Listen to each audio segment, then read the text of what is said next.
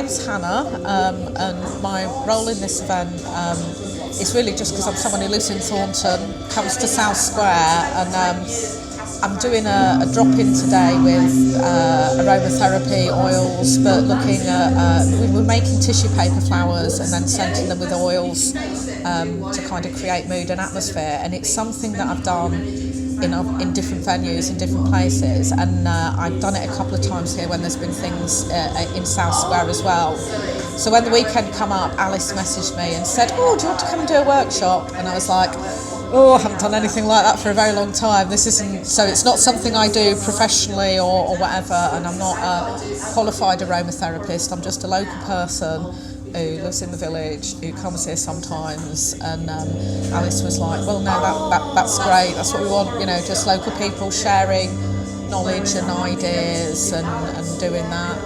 So yeah, that's kind of why I'm here. Great. And how are you finding the day so far? It's been really nice. It's been really relaxed. There's sort of people dropping in, trying things out, people milling around.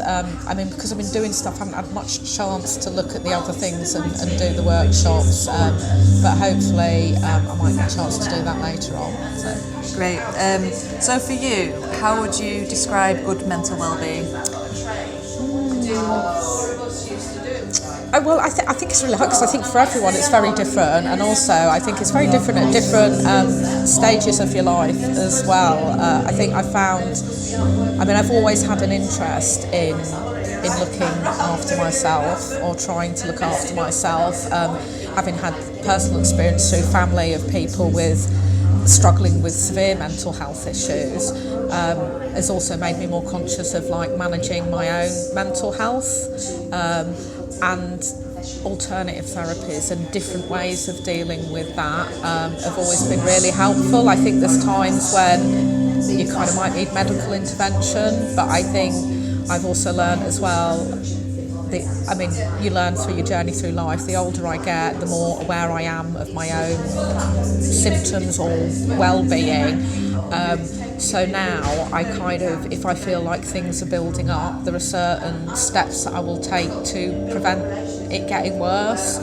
But I do think it's easier to think about what's not good than it is to think about what's good. So I think that the absence of stress and the absence of sort of severe anxiety or the absence of depression is obviously a sign of kind of positive mental well-being. But I think good mental health, good well-being is really just about feeling happy within yourself. And I know it's kind of one of these cliches, and it takes a long time in life, I think, for people to get to that point where you are actually happy with yourself, and not to we live in such a complicated society now with all the different media images we get and different pressures. The pressure to achieve, the pressure to be something, the pressure to always be out there is massive. So kind of, just learning to be, I think, is a real thing for me that I have to keep coming back to, of just learning to be content. And I think I remember saying to some friends years ago about sort of feeling content, and they were like, "Oh, yeah, that's a bit boring." And it's like, well, I think if you've had experience of extreme lows in your life and extreme highs, that actually there's a lot to be said about just being happy where you are now. And that doesn't mean that you never want to progress or strive to achieve more. It's just not wasting your life thinking about what if or if only, and just accepting where you are here and now. Yeah, great. So what role do you think creativity plays in mental well-being? I think it can be really helpful, but again, I think it's one of those things you have to discover for yourselves, because I always say I think there's creativity, and then there's art.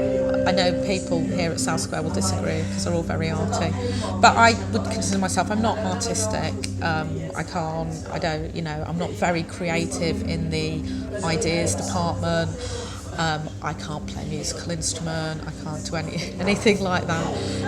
And then some of my friends will say to me, "No, but you are Well, to me, there's crafting. So I know myself, and this is, I think, is about the being happy with who you are. So I'm a very logic person. I'm a very process person. So I can follow patterns. I can follow instructions. So for me, doing activities like embroidery or knitting or macrame, where you've got a pattern you can follow, you can do that.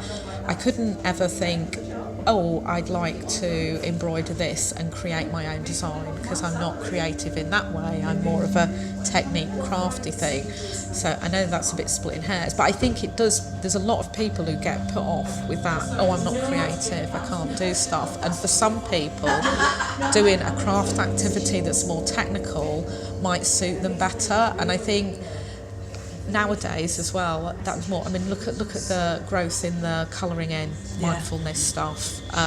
For certain people like me, that's brilliant, because actually, if you're a bit of a worrier and you're someone who lets your anxieties take over, having an activity where you're just focusing on technique and that.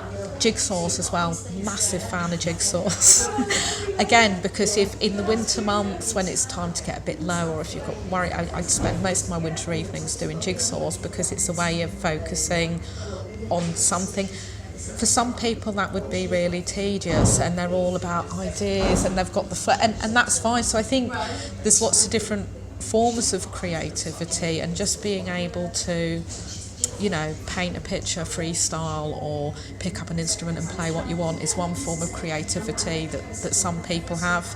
But for other people, it might be more about allowing yourself to follow some instructions, but that completely absorb you, and you've got a work of art or craft at the end of it. So That's brilliant. Thank you so much.